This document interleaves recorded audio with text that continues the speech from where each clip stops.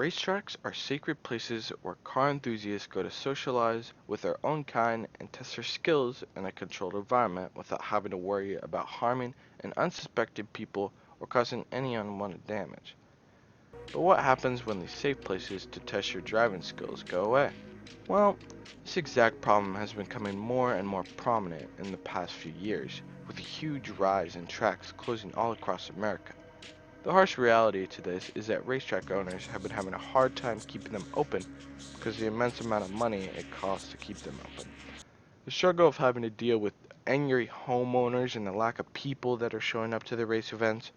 We'll be exploring why our tracks are closing and how it will lead to a huge rise in street racing if we continue at this rate.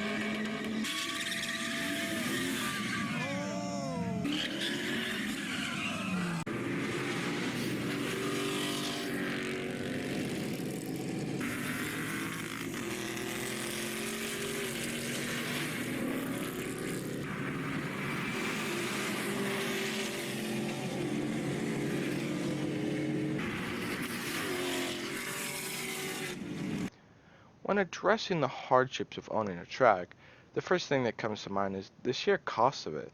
The average cost of building a track is a staggering $7 million. While some may argue that this price is not so bad, knowing that it particularly pays for itself with public track days and sponsored racing events, but what people do forget is to account for the cost of maintaining it. Hiring people to clean the track itself, maintaining the grass around the track, and the cost of maintaining fees for any building around the track costs tens of thousands of dollars every year. Naturally, most of the cost of this would be funded by the money pulled in by events out at the track. It is unfortunately more often than not enough, which is the most common cause of closing and privately owned tracks. This brings us to the issue of track ownership. Most smaller privately owned tracks could never dream of holding big events like Formula One, Magnussen and Sainz completed the top 10 on board with Kimi Raikkonen going through Cops now, flat out alongside the Red Bull, and Raikkonen gets ahead. GT3 racing,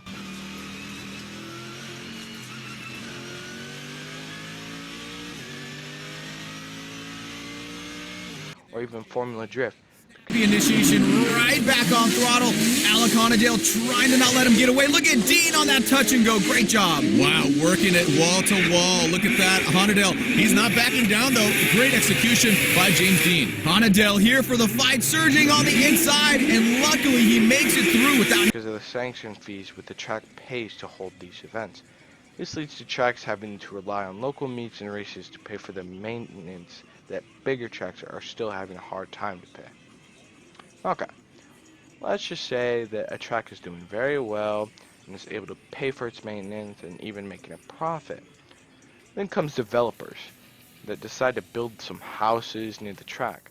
Eventually, people move into these houses and realize that living next to a racetrack might have loud cars, loud car things. Instead of realizing their mistake on their decision to live next to a racetrack, they decide to complain about the track to the city council to try to make the loud cars go away. In this situation, the city council gets bombarded with complaints and eventually has to do something about it. The track to end the madness of complaints. Track owners are then either to shut down or are given certain days to let people race, which also destroys the income of people on the racetrack. And yeah, they go bankrupt. While homeowners are now satisfied that they have gotten rid of the noisy cars, intruding on their peace and quiet, they have actually made the roads around them more dangerous.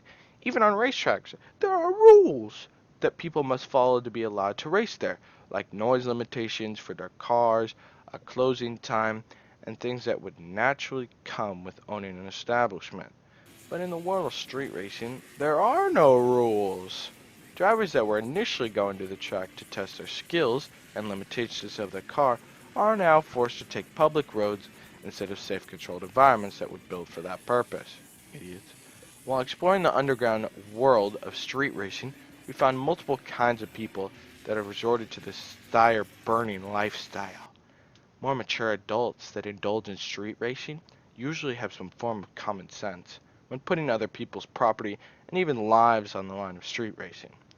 What is more often than not real threat to society are teen drivers that have nowhere else to drive recklessly than the public roads around them, and are the ones who unfortunately make the more reckless decisions that end up hurting themselves and the people around them. Around 58% of all street racing is done by people between the ages of 15 to 29. The most prominent civic owners who think that clock strikes 3, they are transported in the middle of Formula One race. Unlike a racetrack, public roads are very unforgiving to be pushing the limits of your car. On with potholes, public roads are very unforgiving. There are ambulances on standby at a racetrack at all times with a tow truck to make sure that they can get you out of your car in case of an accident.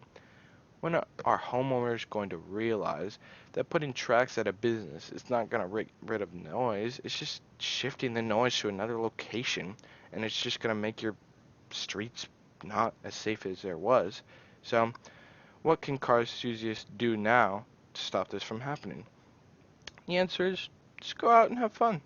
Making an effort to go to your local track for events and meets are the best way to support them and make sure they don't go bankrupt and we can have cars forever. And yeah,